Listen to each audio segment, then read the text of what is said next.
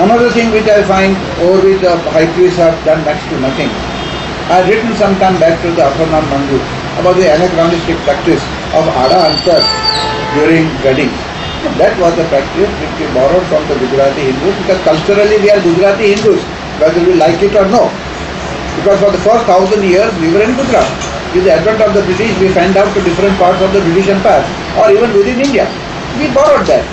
But now things have changed. I don't think anyone sees his or her husband or wife on the wedding stage. And this practice should be done away with. Aswanan Mandal did not care to reply, and they are still in an anachronistic age. Now these are the things which make people look away from the peace. So what is the source of inspiration from the peace? They have got to be proactive, and I repeat that two things we have to do is first enthuse our young boys and girls. They say yes, our boys and girls go more frequently to our Agyaris and Aswadanam than we did. But this is a conjecture. There is no record maintained, no tally maintained. We do not know, but we presume. But it is not so. I feel that very few youngsters go to Agyaris and Aswadanam. The Vapis may disagree. Or some others, some orthodox elements may disagree. But I find an increasing number of girls and women not wearing sabras. From the age of 10 and 12 to old women, that side of 70, not wearing sabra. I think a time has come when it looks like it is fashionable to wear a sabra, which is a very, very sad thing to happen. And another thing which perturbs me is the modern trend of bringing about Navariyas in 6 weeks. I call it Navariyas on sale. There are 2 Agyaris that I know, there may be more, who teach Aswanan boys to become Navas in 6 weeks. Some of them, or very many of them, are come from abroad, because the schools cannot spare children from away from the institution for more than 6 to 8 weeks. I am told 2 Agyaris for a fact create Navas out of these Aswanan boys in 6 weeks. How many hours of the Yadashne, out of the 72 hours of yoga, how many do they recite? Also in 6 weeks time, do they really cover other rituals, master other rituals? I know very many. I call it, this is just selling the institution of priesthood. One may say, counter by saying, thank yourself, thank the stars, that at least we have these semi-morbid or semi-Navas who will be there to perform Navjot, funeral ceremonies and so on, and jashans. But I don't think that is the right thing to do. We have commercialized religion to this point that you create an hour out of 6 weeks induction. Over this, the high priests have said nothing, which again bugs me. So what I am saying is that the high priest must move with the times. By move with the times, I don't mean abandon the religion or re-christen it. Move with the times and do away with these anachronistic practices like Ada Antar. To instill in our young boys and girls more so, our days are over, more so a spirit of dedication to our religion. There should be a regular series of lectures given by this priest with an open mind on what should be done. There are some priests whom I know at first hand, who used to come to the VPP. We used to have an annual colloquium on religious matters, where we also used to invite non-Aswarnans, highly learned scholars in Zoroastrianism, who used to comment on the state of affairs of the religion. And we stopped it, because we found that there was no contribution whatsoever from the high priest and from other priests who used to come. Now let's go for a while to our Lingar Baba.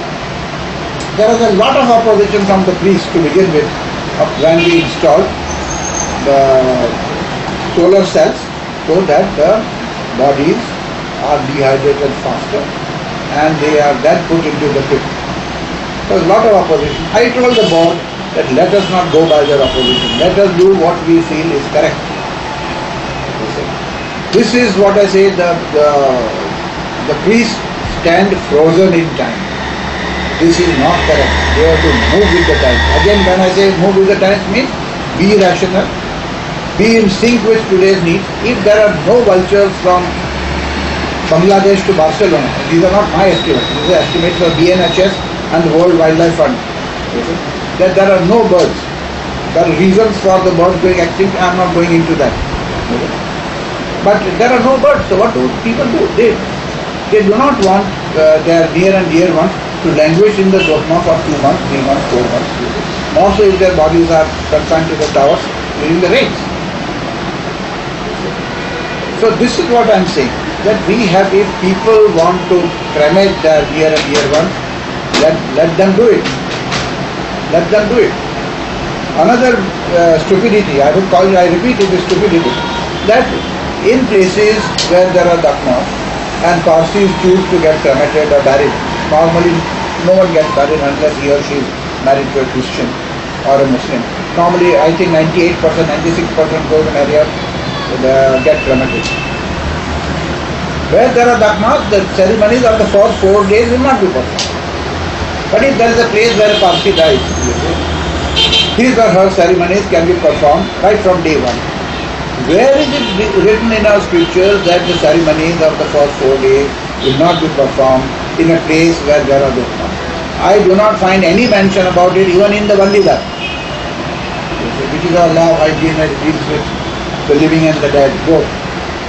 Now these are the subjects to which the high priest must address and not get ensconced in an ivory tower and say, Karoni tame, chaloni agal chaloni. This is not the right way. So I feel that these are some of the burning issues.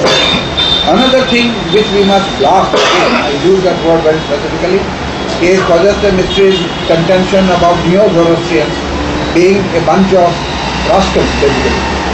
Pedophiles, drug peddlers and Brazilian nudists.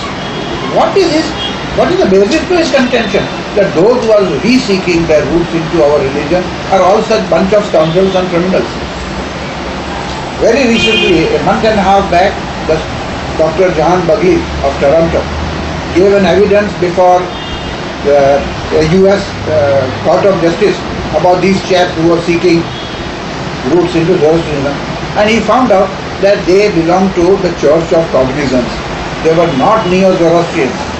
This fact Khwaja Mistri has twisted, and he tried to brainwash our children and our adults by saying that these are the types of people who will come into a fold. No one is interested in coming into a fold except those who are genuinely re-seeking our roots, such as in the Commonwealth of Independent States like Azerbaijan, Turkestan, Turkmenistan, even Turkey to an extent, and Moscow. If these people are re-seeking their roots, let them re-seek their roots in Zoroastrianism. We were a universal religion, we are a universal religion, our numbers are religions. If there are people re-seeking their roots into Zoroastrianism, who is Khwaja Mistri and who are we Parsis of India to stop it?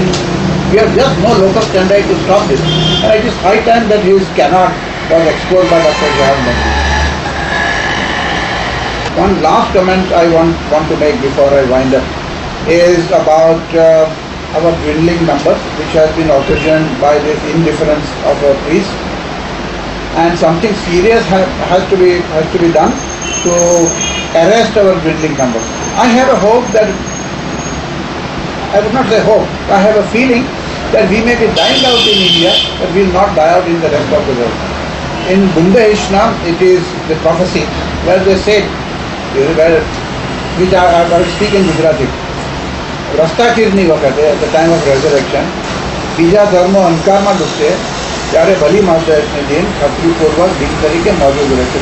Concept that at the time of resurrection, when some other religions go into oblivion, sink into oblivion, Zoroastrianism will survive as a legitimate religion where its followers will seek solace. I hope, and I am not saying this out of any vengeance, I am not saying this out of any acrimony, but as a concerned Zoroastrian, I feel that something serious has to be done. One, reduce our schism. Two, the high priest must wake up. This is a wake-up call to them to do something tangibly for the community. Three, Parsis of India have no say in the embracing or re-embracing our faith, even if it be after a few centuries, by persons out of India. Thank you so much. Thanks for bearing with me and listening to me patiently. Thank you. Good day and God bless.